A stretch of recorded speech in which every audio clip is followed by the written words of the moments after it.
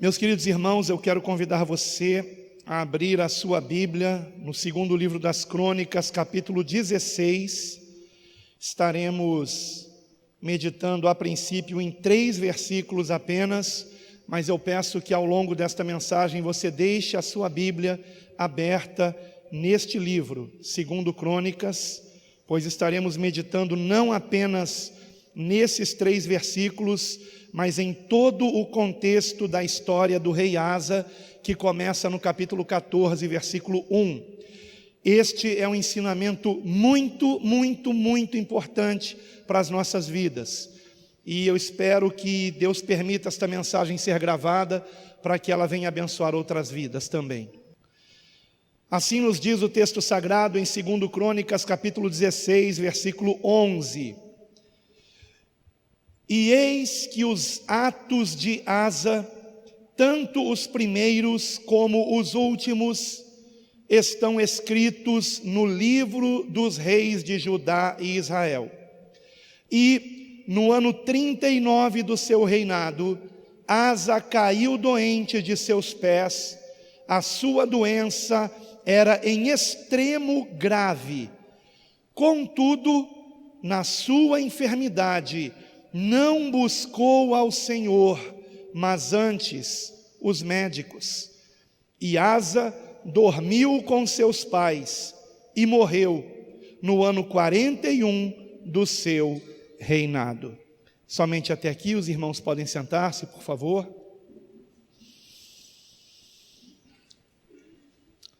Como você sabe, pessoas famosas costumam ter suas vidas escritas, geralmente após terem partido, após terem morrido, suas vidas escritas por terceiros, em obras que são chamadas de biografias. Certamente você sabe disso.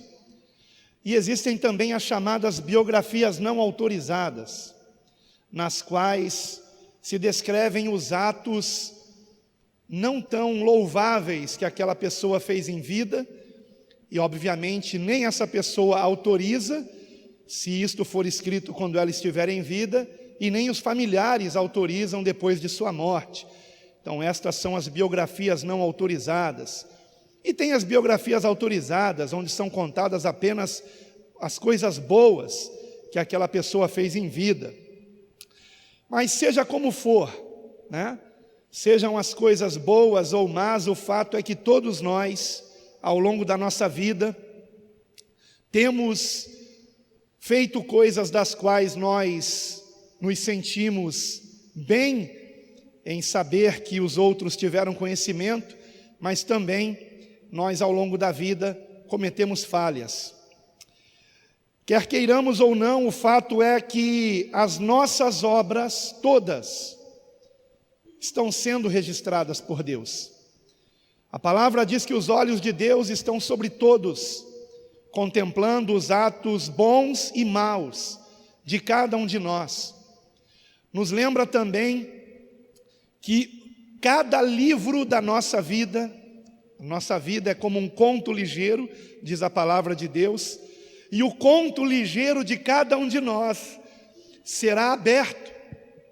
Abrirão-se os livros, e se abrirá outro livro, o livro da vida, nos diz a palavra de Deus no Apocalipse, e todo aquele que não for achado inscrito no livro da vida, será lançado no lago de fogo.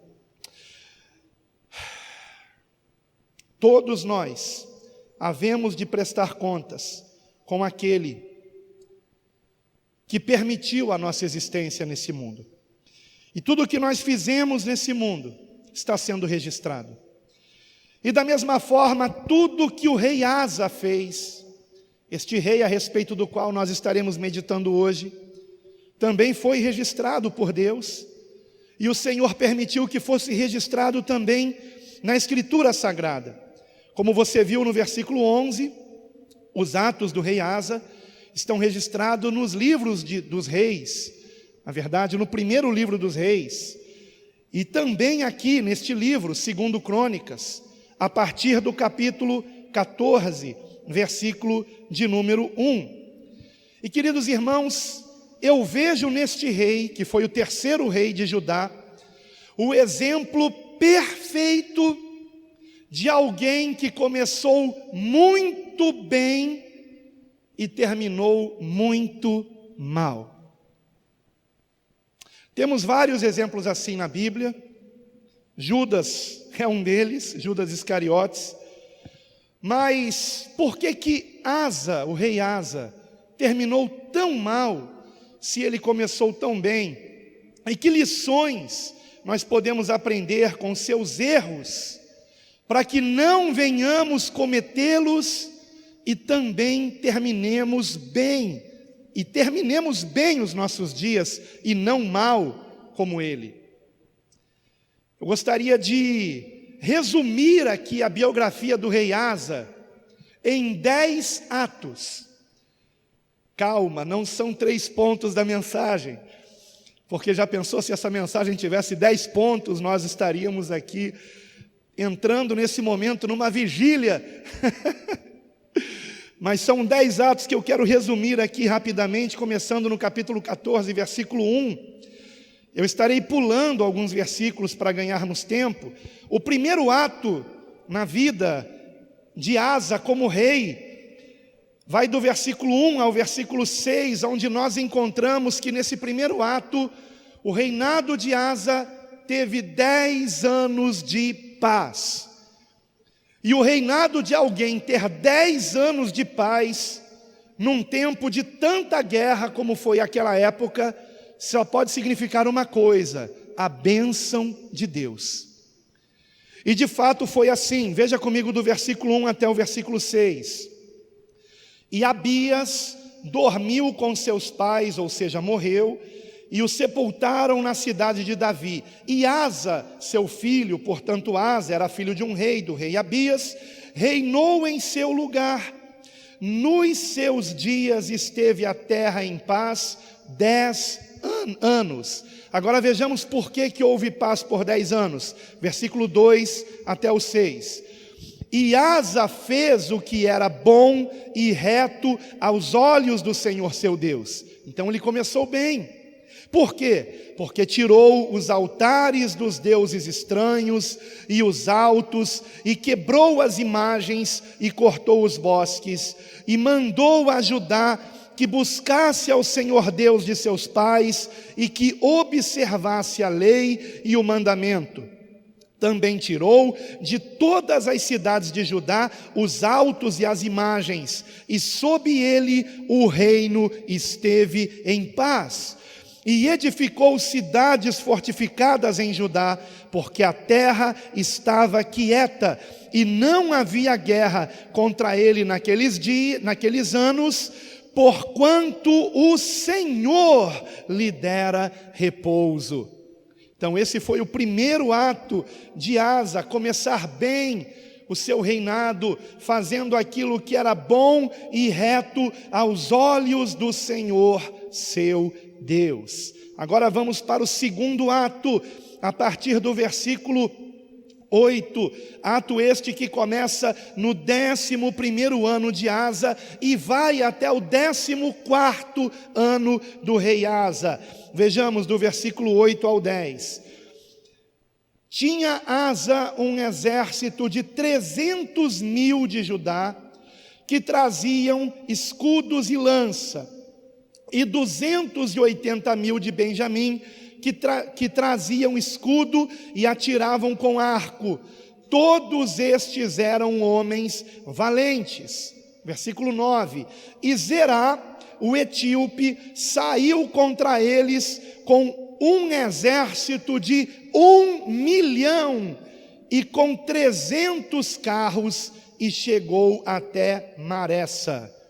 Vejam bem, nesse segundo ato, Asa, o rei Asa, é ameaçado por um exército de 1 milhão de homens etíopes com 300 carros.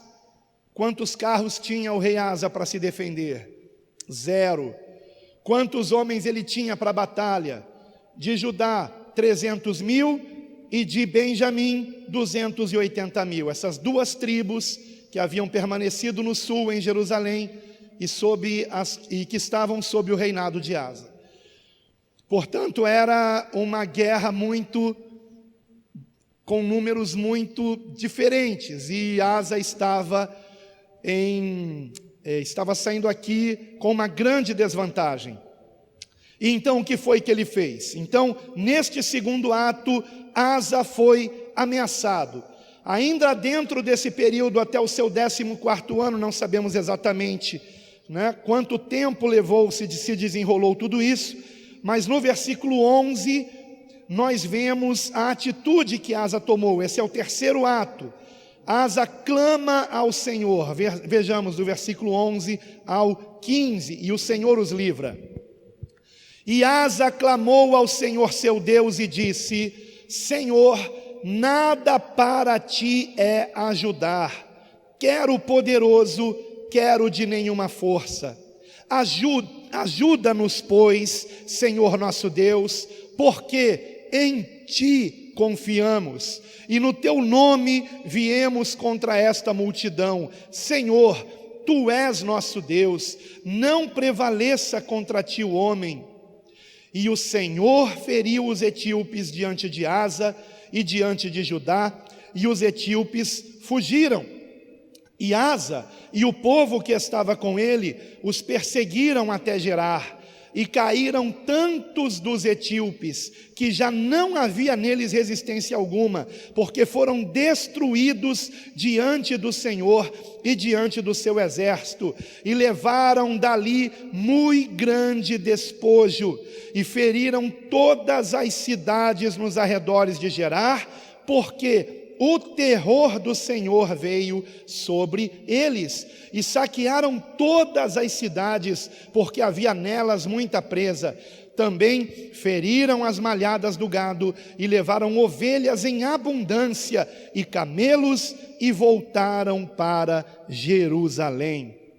Então vejam, nesse terceiro ato, Asa, que no segundo ato sofreu a ameaça de um exército poderosíssimo, de 1 milhão de guerreiros preparados, que tinham 300 carros para ir contra o exército de Asa. Asa, ameaçado por eles, nesse terceiro ato, Asa clama ao Senhor de uma forma humilde, quebrantando o seu coração, reconhecendo que Deus é poderoso para dar-lhes a vitória, como de fato aconteceu de um modo milagroso, trazendo inclusive medo às demais nações ao redor.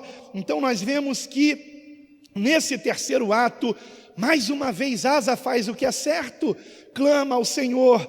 E então o que acontece no versículo de número 15, nós encontramos Deus levantando um profeta para explicar que Asa, o rei Asa, tinha sido provado por Deus, provado pelo Senhor com aquela ameaça.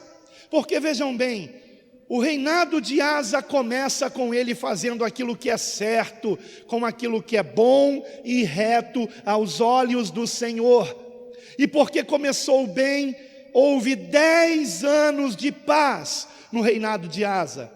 Só que no 11º ano vem essa ameaça de 1 milhão de guerreiros contra apenas 580 mil, e de 1 milhão de homens com carros fortes contra homens que tinham apenas lanças e arcos e flechas.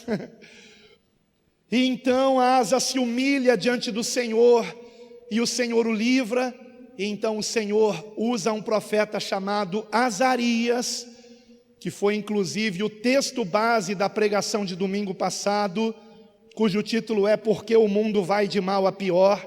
Se você não estava aqui, não ouviu aquela mensagem de domingo pela manhã, já está na internet, no canal A Deus Toda a Glória, e também na playlist das pregações de domingo do canal da Igreja Bíblica Cristã. Então, nós vemos esse profeta Azarias declarar o seguinte para Asa. Veja comigo do versículo 1 até o versículo 7.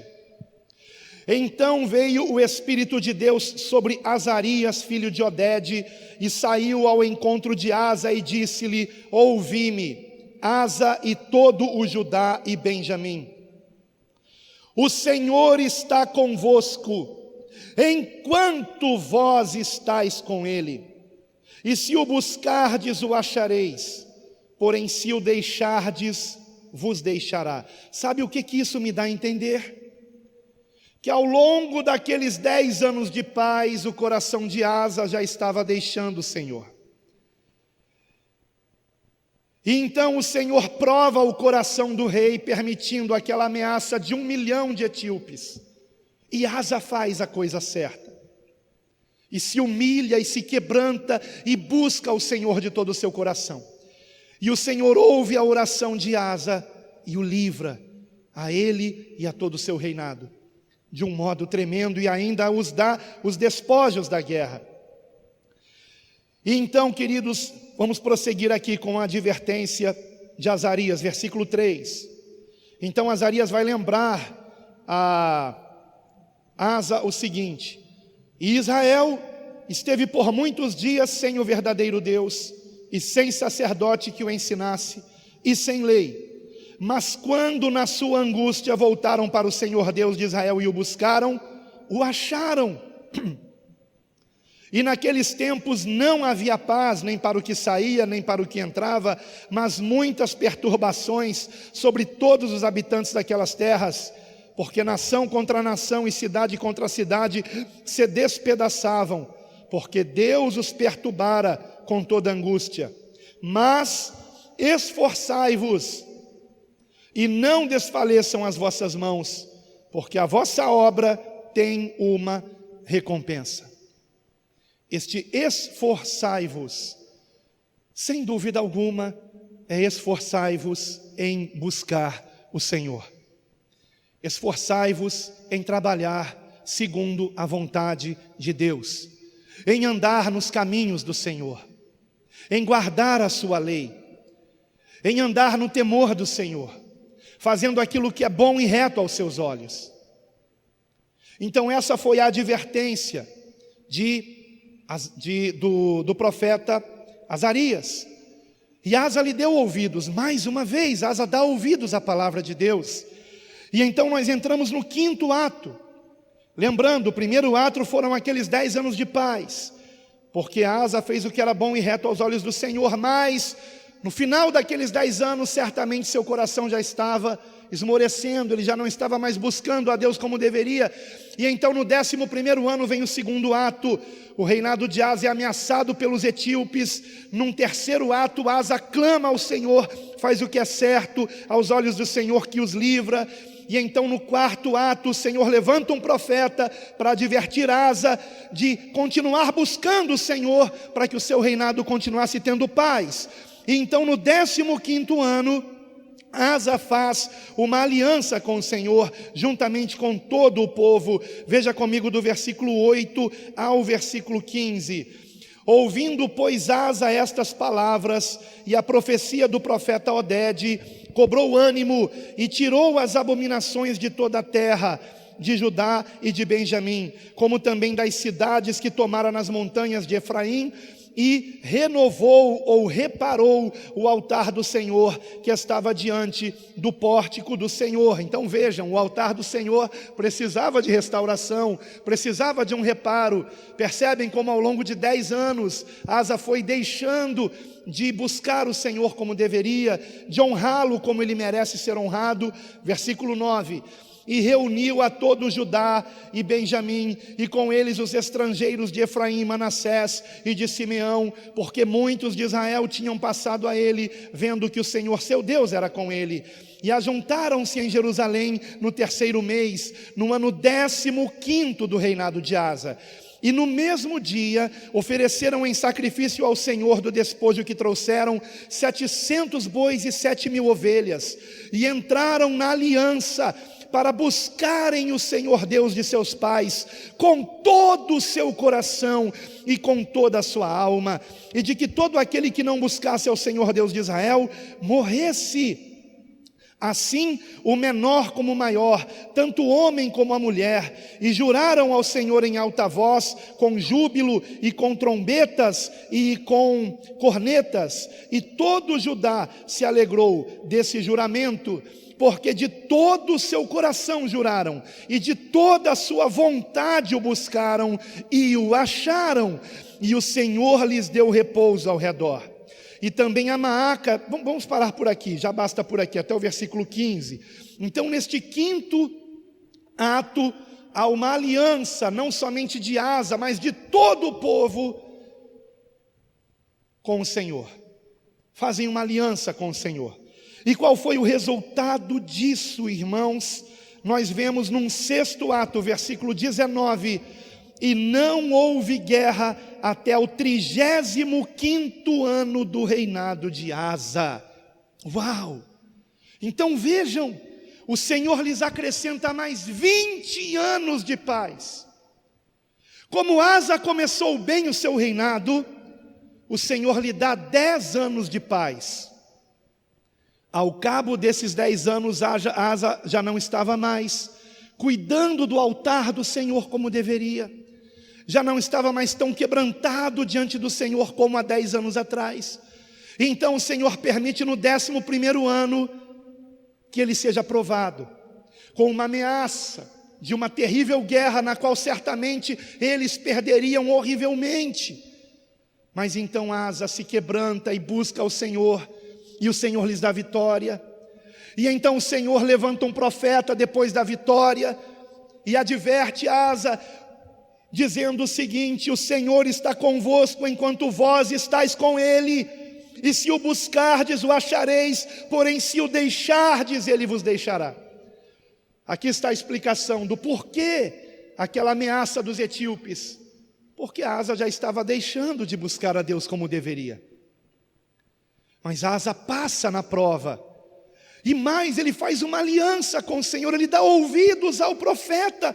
Diz o versículo 8: ouvindo, pois, Asa estas palavras e a profecia do profeta Oded, cobrou ânimo, ou seja, ele se reanimou no Senhor, se avivou com essas palavras, e tirou as abominações de toda a terra, de Judá e de Benjamim. Ou seja, ao longo daqueles 10 anos, as abominações que ele tinha tirado no início do reinado dele, já estavam lá novamente. Mas então ele tira tudo aquilo de lá, restaura o altar do Senhor, conclama a todo o povo a uma aliança com o Senhor, de o buscarem de todo o coração, com toda a vontade. E o Senhor se agrada disso, e lhes dá, a partir do 15º ano, que foi quando houve essa aliança, lhes dá mais 20 anos de paz. Então até o 35º ano do reinado de Asa, mais 20 anos de paz. Uau! Então este foi o sexto ato. O sétimo ato acontece no 36º ano do reinado de Asa. O que me dá a entender que ao longo desses 20 anos, mais uma vez eles foram deixando de buscar o Senhor, não somente Asa, mas todo o povo. E então mais uma vez o Senhor permite que Asa seja o quê? Provado. No 36º ano, Asa é ameaçado. Veja comigo no capítulo 16, versículo 1. Ele se vê ameaçado. No 36º ano do reinado de Asa, Baasa, rei de Israel, subiu contra Judá e edificou a Ramá, para não deixar ninguém sair, nem chegar a Asa, rei de Judá. Então o Senhor permite isso acontecer, para ver qual a reação de Asa. Será que Asa vai se quebrantar novamente, como havia feito quando foi ameaçado por 1 milhão de etíopes? Veja que aqui não há, na verdade, ameaça nenhuma. Existe apenas um bloqueio entre o norte e o sul, entre o reino do norte e o reino do sul.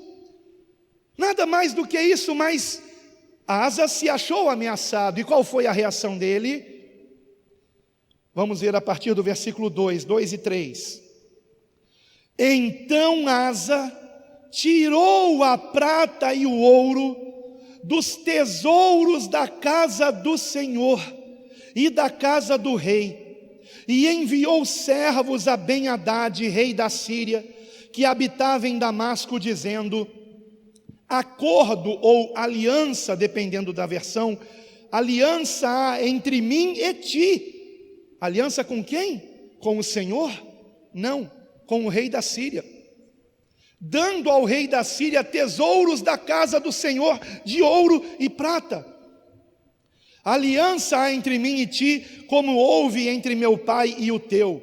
Eis que te envio prata e ouro. Vai, pois, e anula o teu acordo com Baasa, rei de Israel, para que se retire de sobre mim.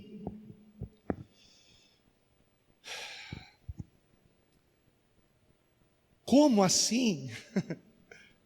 O que aconteceu?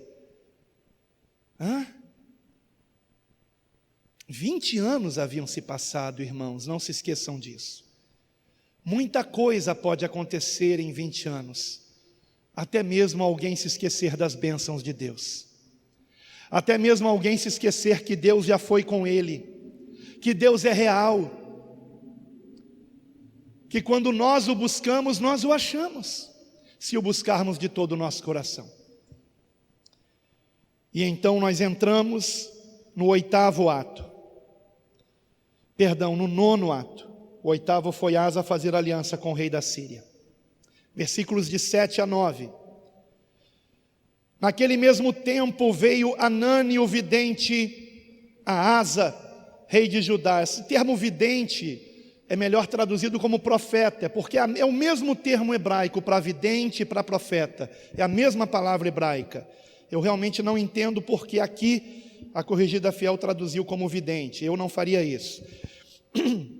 Naquele mesmo tempo veio Anani, o profeta, a Asa, rei de Judá, e disse-lhe: porquanto confiaste no rei da Síria, e não confiaste no Senhor teu Deus, por isso o exército do rei da Síria escapou da tua mão. Porventura não foram os etíopes e os líbios um grande exército, com muitíssimos carros e cavaleiros? Confiando tu, porém, no Senhor, Ele os entregou nas tuas mãos. Porque, quanto ao Senhor, seus olhos passam por toda a terra, para mostrar-se forte para com aqueles cujo coração é perfeito para com Ele. Nisto, pois, procedeste loucamente, porque desde agora haverá guerras contra ti.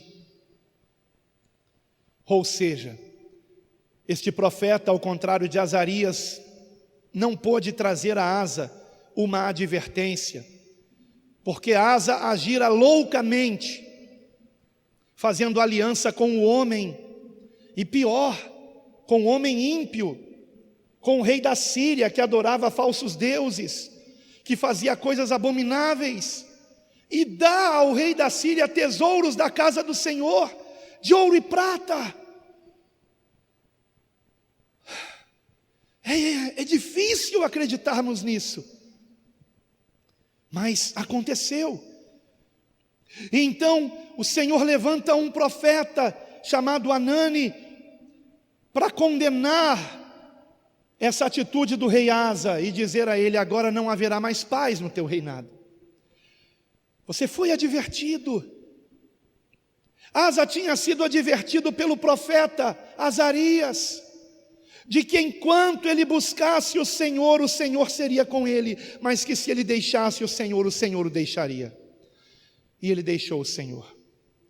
E lamentavelmente o 10º ato da vida do rei Asa, nesse 10º capítulo da biografia do reinado de Asa, nós vemos Asa se revoltando contra a palavra de Deus, perseguindo e maltratando o profeta do Senhor e alguns do povo que certamente estavam do lado do profeta, e preferindo buscar aos médicos do que a Deus, quando esteve gravemente enfermo dos pés, enfermidade esta que o levou à morte. Foi assim o final de um homem que tinha começado tão bem. Versículos de 10 a 13. Porém Asa se indignou contra o profeta e lançou-o na casa do tronco, porque estava enfurecido contra ele por causa disto. Também Asa, no mesmo tempo, oprimiu alguns do povo. E eis que os atos de Asa, tanto os primeiros como os últimos, estão escritos no livro dos reis de Judá e Israel. E no ano 39 do seu reinado, Asa caiu doente dos seus pés. A sua doença era em extremo grave. Contudo, na sua enfermidade não buscou ao Senhor, mas antes aos médicos. E Asa dormiu com seus pais e morreu no ano 41 do seu reinado. Um triste fim. Não precisava ter terminado assim. Irmão, sabe o que eu sinto ao ler essa história? Temor. Eu sinto temor. Porque a minha natureza não é diferente da natureza do rei Asa. E mais, os dias que nós vivemos são dias de maiores tentações do que os dias do rei Asa. E ao olhar para tantas cadeiras vazias, eu me lembro de tantas pessoas que começaram tão bem, buscando a Deus, que batizamos nas águas, numa cerimônia tão linda perante a congregação, num testemunho público de que aquela pessoa estava entregando a vida ao Senhor Jesus Cristo como seu único Senhor e Salvador para sempre, e que o seguiria até o fim dos seus dias sobre a terra. E onde estão essas pessoas agora? Há pessoas que batizamos no ano passado e que nesse ano já deixaram de congregar. Por quê? Porque se desentendeu com um irmão ou outro irmão? Bastou isso, uma coisa mínima. Porque um dia o pastor Alan passou por ele e o pastor não lhe deu a paz do Senhor. Esse distraído aqui, imperfeito.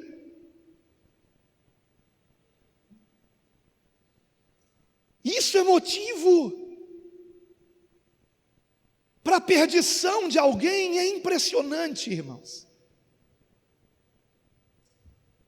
Nós não somos melhores que o rei Asa, nenhum de nós. Todos nós corremos o mesmo risco de nos perdermos como ele. Asa iniciou o seu reinado fazendo o que era bom e reto aos olhos do Senhor, capítulo 14, versículo 2. Mas terminou o seu reinado profanando os tesouros da casa do Senhor, capítulo 16, versículo 2, rejeitando a palavra de Deus e perseguindo e maltratando o homem de Deus, capítulo 16, versículo 10, e preferindo buscar aos médicos do que ao Senhor, capítulo 16, versículo 12. O que nos garante que não faremos o mesmo? Se ouvirmos uma palavra que nos incomode, como incomodou ao rei Asa a palavra do profeta Hanani, o que nos garante que não vamos profanar aquilo que é mais sagrado, o Espírito Santo de Deus em nós, se tivermos muitos dias de paz em nossa vida, durante os quais já não venhamos mais orar como deveríamos, ler a Bíblia como deveríamos e congregar o tanto quanto deveríamos? Que nos garante? Porque é assim que acontece. Basta um período de paz, onde não há enfermidade, onde não há desemprego, onde não há perseguição, para que as pessoas comecem a orar menos, ler menos a Bíblia, participar menos de cultos de adoração, e quando vêm, já não derramam mais o coração perante o Senhor. Por quê? Porque tudo vai bem. Então, para que buscar a Deus de todo o coração, se tudo vai bem? Pois a resposta é: para que você termine bem os teus dias. Porque se nós não vigiarmos todos os dias, vamos a cada dia que passa nos distanciando um pouquinho mais do Senhor, um pouquinho mais do Senhor, um pouquinho mais do Senhor, até que Ele permitirá uma prova para testar o nosso coração, se nós realmente o amamos, ou se nós só o buscamos quando estamos passando por aflições. O que aconteceu com o rei Asa? O mesmo que pode acontecer com qualquer um de nós, se não vigiarmos. Se não vigiarmos. Por isso o Senhor Jesus disse: vigiai e orai, para que não entreis em tentação. Existem algumas traduções que escrevem da seguinte forma em português: vigiai e orai, para que não caiais quando estáis sendo provados. Esta é uma possível tradução desses termos em grego. O termo tentação é o mesmo termo grego para provação. No momento da provação, nós já precisamos estar fortes, irmãos. A palavra diz que se te mostrares frouxo no tempo da angústia, é porque a tua força é pequena. Então, quando chega o tempo da angústia, da tribulação, da prova, se você está fraco, é porque a tua força é pequena. E por que a tua força é pequena? Porque você não vinha buscando a Deus como deveria.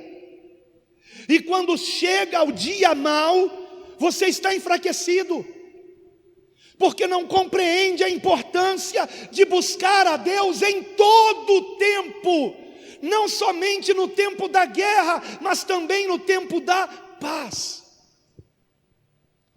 Não somente no tempo da escassez, mas também no tempo da abundância. Não somente no tempo da enfermidade, mas temos que buscar a Deus também no tempo da saúde. E eis aqui a história de alguém que começou tão bem buscando a Deus, mas cujos anos de paz fizeram com que os seus dias terminassem tão mal. Por isso o Senhor Jesus também nos adverte: aquele que perseverar até o fim, esse será salvo. Até o fim. Eu não sei até quando será a minha existência nesse mundo. Esse até o fim pode ser hoje.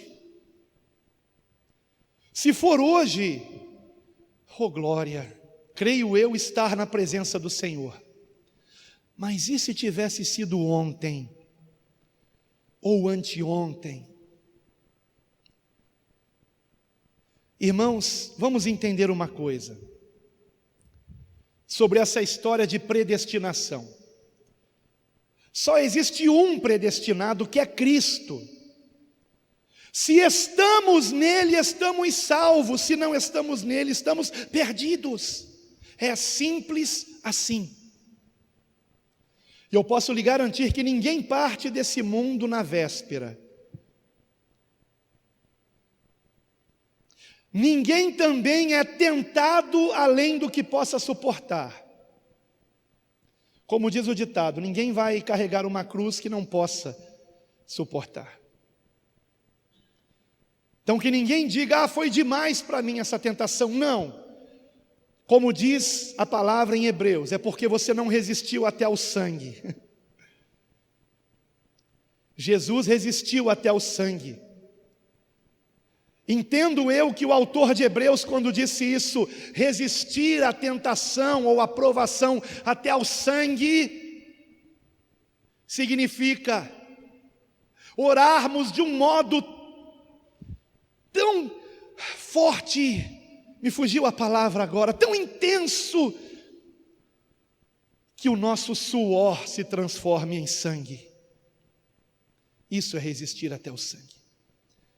Imagine como o Senhor foi tentado a desistir de nós, irmãos, a não dar a sua vida por nós na cruz do Calvário.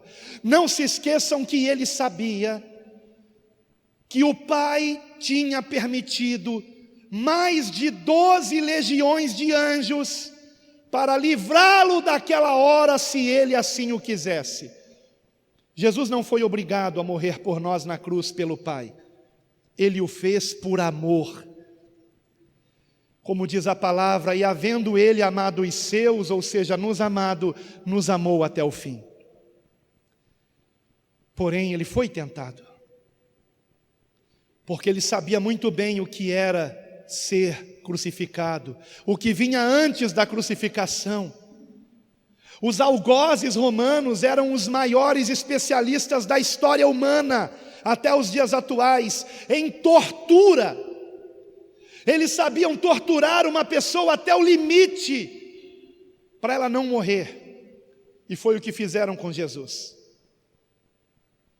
Por isso ele não aguentou carregar a cruz por muito tempo, e foi preciso que Simão Cirineu carregasse em seu lugar. Ele passou pela prova no Monte das Oliveiras. Pai, se possível, afasta de mim esse cálice, mas não seja feito como eu quero, mas como tu queres.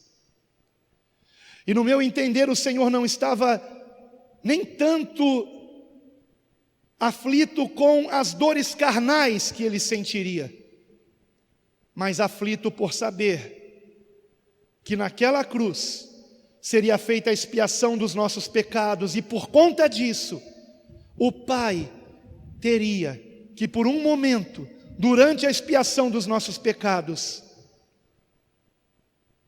cortar a comunhão com o Filho. E foi por isso que na cruz o Senhor clamou: Deus meu, por que me desamparastes? Mas foi apenas por um breve momento,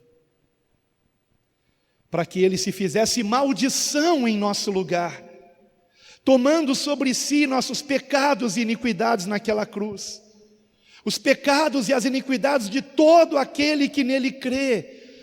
E o que significa crer? Ter fé. E o que significa fé? Significa confiar no Senhor, confiar que o seu sangue tem poder para nos purificar de todo o pecado. Significa acreditar em seus ensinamentos, e significa nos comprometermos com Ele. Porque como posso eu não amar alguém que me amou desta maneira? Ele nos deu exemplo. Ele resistiu à tentação até ao sangue. E a resposta do Pai foi enviar um anjo para consolar o Senhor. Ele tinha 12 legiões para livrá-lo daquela hora. Se ele dissesse: Pai, eu não vou mais redimir a humanidade. E motivos não faltavam para o Senhor fazer isso, se Ele quisesse. Ele seria justo. O Senhor Jesus seria justo se tivesse decidido desistir de nós. Porque vejam, irmãos, Ele foi traído, Ele foi negado, Ele foi abandonado. Gritaram: solta Barrabás, crucifica Jesus. O mesmo povo que viu os milagres do Senhor naquela mesma semana, por amor ao dinheiro, foram comprados para gritar: solta Barrabás, crucifica Jesus.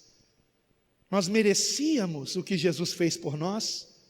Algum de nós merecia? Mas Ele nos amou, sendo nós ainda pecadores. E qual é a tua resposta a isso? Mas se nós não vigiarmos, se nós não orarmos diariamente o tanto quanto deveríamos, se nós não meditarmos na palavra o tanto quanto deveríamos, se não cultuarmos ao Senhor com os nossos irmãos, porque é no meio da congregação que o Senhor derrama a sua bênção, nos enche do Espírito Santo, se não ouvirmos pregações do Evangelho como esta, nós vamos deixando de amar o Senhor. Infelizmente essa é a verdade. Infelizmente esta é a verdade.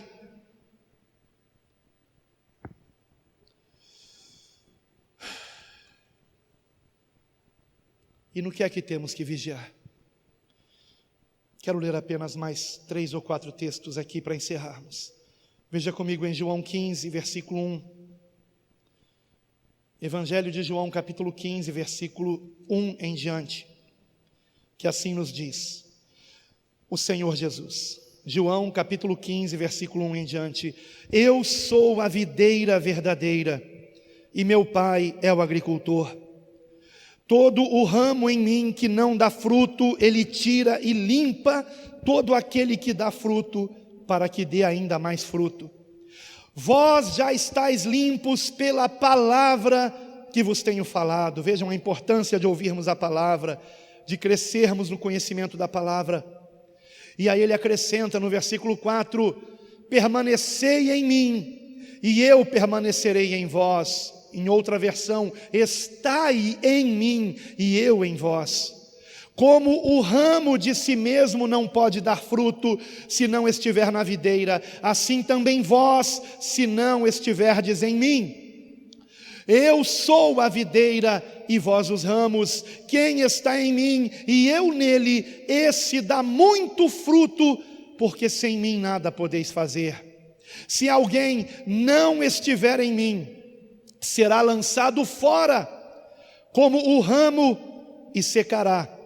E os colhem e lançam no fogo e ardem. Mas se vós estiverdes em mim, e as minhas palavras estiverem em vós, pedireis tudo o que quiserdes e vos será feito. Sabe por que o Senhor diz isso aqui? Porque se a palavra dele estiver em nós, nós jamais vamos pedir alguma coisa que não seja segundo a sua vontade. Prosseguindo, versículo 8: nisto é glorificado meu Pai, em que deis muito fruto, e assim sereis meus discípulos. Como o Pai me amou, também eu vos amei a vós. Permanecei no meu amor. É nisto que temos que vigiar. Estamos amando o Senhor? Nós o amamos porque Ele nos amou primeiro. Então, estamos nos lembrando do quanto o Senhor nos amou, do quanto Ele nos ama, como Ele é misericordioso. Estamos, ao nos lembrarmos disto, em tudo dando graças a Ele? Ou estamos sendo reprovados no meio da provação? Eu não entendo como é que há pessoas que, mesmo sendo provadas, continuam desprezando a leitura da palavra, desprezam o plano de leitura da palavra de Deus, não oram o tanto quanto deveriam, se humilhando na presença do Senhor. E olha que ouviram pregações como essa, semana após semana, mês após mês, ano após ano, mas talvez de tanto ouvirem, se tornaram canções de amores. Se você não sabe do que eu estou falando, está lá em Ezequiel 33, se não me engano, ou 35, 33, obrigado. Pastor Geraldo também já pregou nesse texto. Ezequiel 33, canções de amores. A gente fala a verdade de Deus, alerta, mas entra por um ouvido, sai pelo outro. Por quê? Porque para ele tudo aquilo era como, sabe, ai, como é bonito ouvir uma pregação. Não! Eu não estou aqui, irmãos, representando. Eu realmente sei que Deus é real e que não devemos brincar com as coisas de Deus, devemos levá-lo a sério, e que não estamos nesse mundo para enriquecermos de coisas materiais, mas para crescermos na graça e conhecimento de Cristo Jesus, a fim de que vivamos para a glória de Deus. Aleluia! Louvado e engrandecido seja o Senhor. Glórias a Deus. Toda glória ao Senhor. E eu fico indignado por saber que algumas dessas cadeiras aqui poderiam estar preenchidas, especialmente por irmãos que estão passando por provas, e que nem mesmo em meio às provas estão buscando ao Senhor como deveriam. Porque aqui, irmãos, é um termômetro. Se não estão buscando aqui, não me venha dizer que está buscando em casa, porque eu não acredito. Porque se você estivesse buscando em casa, você estaria aqui agora. Estaria aqui agora. Você estaria na escola bíblica dominical. No momento da oração, você estaria com lágrimas escorrendo na sua face. Essa é a verdade. Essa é a verdade. Temos que vigiar em permanecermos em Cristo, irmãos. Veja comigo a primeira epístola de João, capítulo 2, lá no finalzinho da sua Bíblia, antes de Apocalipse. Primeira epístola de João, capítulo 2, versículo 24. Portanto, o que desde o princípio ouvistes, permaneça em vós. Se em vós permanecer o que desde o princípio ouvistes, também permanecereis no Filho e no Pai. Vocês compreendem isso? O que desde o princípio você ouviu? Que você tem que se arrepender de seus pecados, que você tem que ter fé, que você tem que andar em santidade, tem que se desviar do mal. É o beabá, é o princípio daquilo que aprendemos quando conhecemos a palavra. Se nós permanecermos nisso, nós sabemos que temos que ler a Bíblia, não sabemos? Então vamos ler. Nós sabemos que temos que orar pelo menos 3 vezes ao dia, então vamos fazer isso. Sabemos que temos que congregar, e tanto mais quanto se aproxima aquele dia, então por que não fazê-lo? Há tantos sinais, irmãos, o mês de janeiro, houve tantos sinais da vinda de Cristo, que a retrospectiva do mês de janeiro, que aliás eu dei no início da pregação passada, intitulada Por que é que o mundo vai de mal a pior? A retrospectiva do mês de janeiro parece uma retrospectiva do ano inteiro, só de sinais que apontam a vinda de Cristo. E mesmo assim, a congregação nunca tem o número completo de irmãos. Mesmo assim, basta uma chuvinha, não estou falando tempestade, irmãos, ok? Mas alguns faltaram domingo por causa de tempestade, e outros quarta-feira por causa de tempestade, mas outros vieram. Ora, a nossa natureza é a mesma, somos de carne e osso todos nós. Por que alguns perseveram e outros não?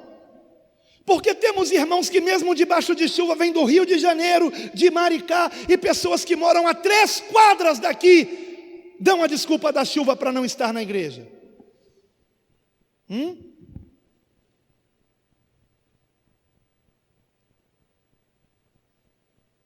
É assim que é o processo do esfriamento, irmãos. Um dia depois do outro, tomando decisões erradas, para se afastar do Senhor, ainda que não perceba o que está fazendo. Um dia depois do outro. Irmãos, vamos entender algo que eu entendia no passado. Só existe o agora. Só existe o agora. Como é que está a sua vida com Deus agora? A unção de ontem não serve para hoje e a de hoje não serve para amanhã, porque só existe o agora. Se o Senhor te recolher, estando você longe dEle, você está perdido. Não adianta nada do que você fez ao longo de toda a sua vida. Quantas almas você ganhou para Jesus, o quanto você fez na obra de Deus, o quanto você pregou, o quanto você orou.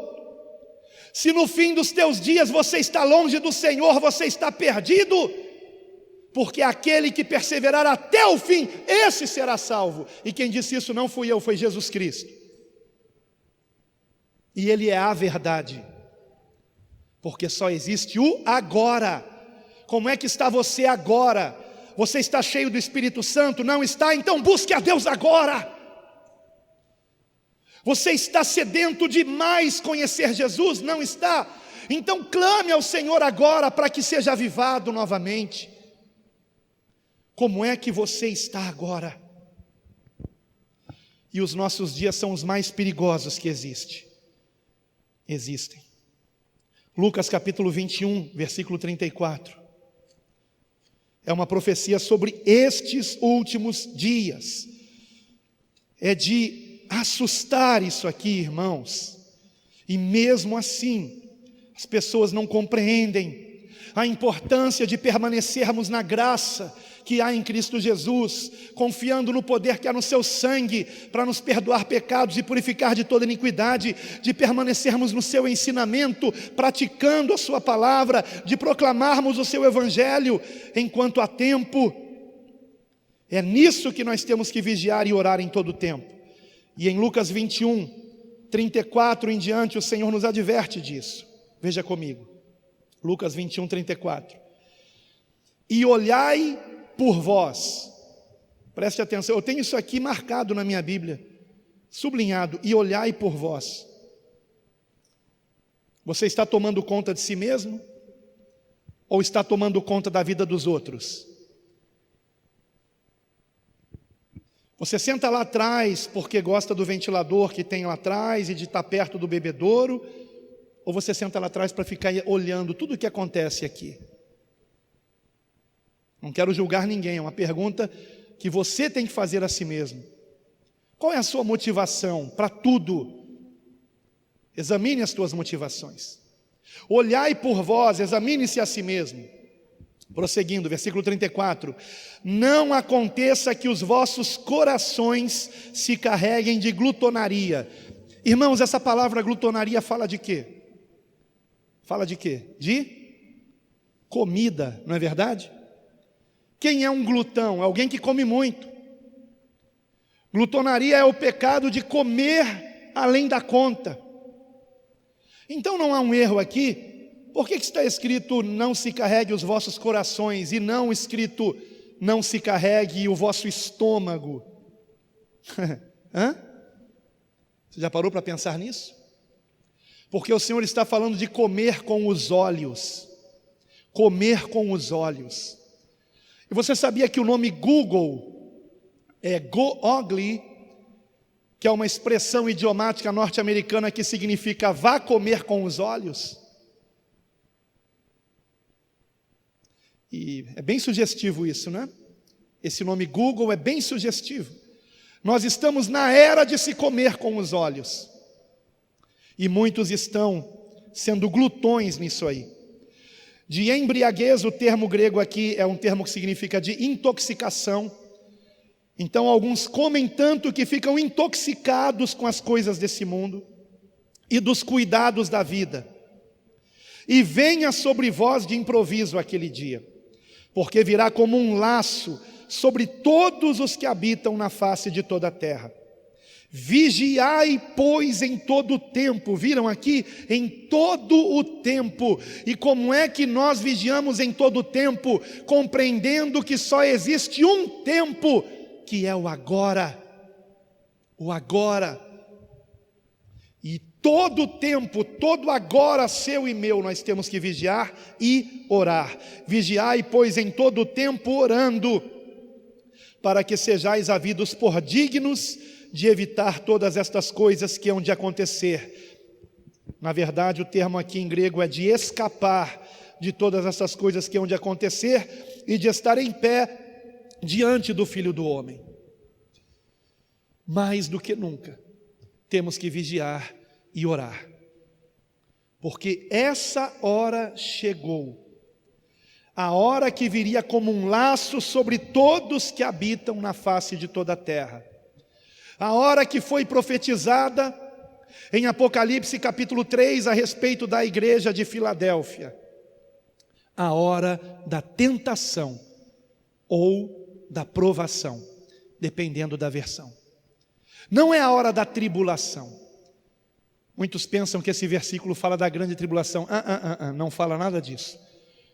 Ele fala que o mundo inteiro seria provado, tentado, e essa hora chegou. Tentação está aqui, para distrair você das coisas de Deus, para você achar coisas mais interessantes para ver e ouvir do que meditar na palavra, do que orar, do que participar de um culto como esse. A decisão é sua. Asa começou muito bem e terminou muito mal. Eu não sei se você está sendo, nesse momento, afligido por alguma coisa, mas uma coisa eu sei, que você, assim como eu, nós, todos nós, na face de toda a terra, estamos sendo provados pelo Senhor. Estamos sendo tentados pelas coisas desse mundo. E se não vigiarmos, dia após dia, no tempo que se chama hoje, no momento que se chama agora, se não vigiarmos, pereceremos. A palavra diz, e com isso eu encerro, 1 Coríntios, capítulo 10, versículo 11. Paulo explica por que é que histórias como a de Asa, do rei Asa, foram preservadas pelo Senhor, para que nós soubéssemos o que lhe aconteceu. 1 Coríntios 10, versículo 11. Ora, todas estas coisas lhe sobrevieram como figuras, e estão escritas para aviso nosso, para quem já são chegados os fins dos séculos. Aquele, pois, que cuida estar em pé, olhe que não caia. Não veio sobre vós tentação senão humana, mas fiel é Deus, que não vos deixará tentar acima do que podeis suportar. Antes, com a tentação, dará também o escape, para que a possais suportar. Deus é fiel, irmãos. Ele não nos deixará sermos tentados além do que podemos suportar. Então não culpe a nada nem a ninguém pela tua frieza espiritual. Se humilhe diante de Deus agora e resolva isso perante o Senhor. Resolva isso agora, antes que seja tarde demais. Oremos.